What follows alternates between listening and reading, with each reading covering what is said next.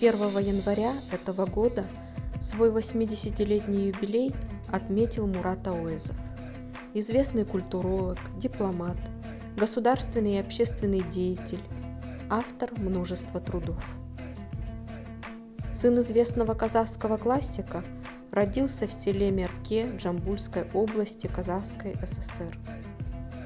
Его матерью была Фатима Габитова, красивая, умная и невероятно стойкая женщина. От отца Мурат Ауэзов унаследовал талант писателя и мыслителя, а от матери – огромное обаяние, силу духа и в то же время доброжелательность. Мурат Мухтарович с детства был любознательным.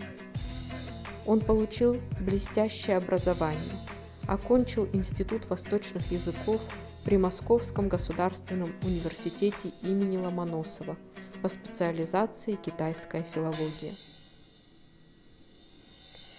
Первым местом работы Ауэзова был Институт народов Азии и Африки Академии наук СССР.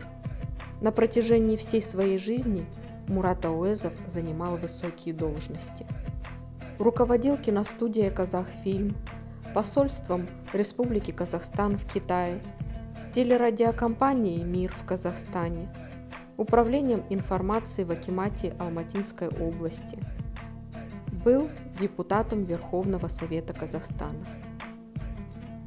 Однако одним из самых значимых достижений Мурата Ауэзова является создание организации «Жас Тұлпар» в 1960-е годы.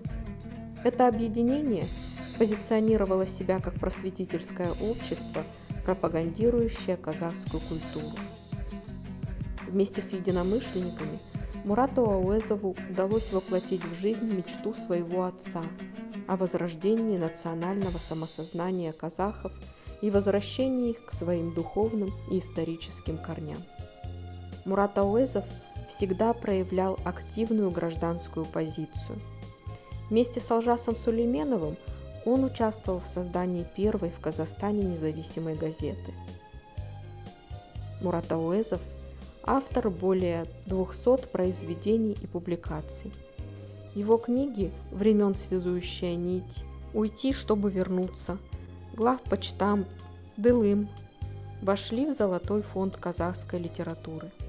В настоящее время Мурат Ауэзов продолжает заниматься распространением наследия своего отца, участвовать в международных форумах и конференциях, писать книги.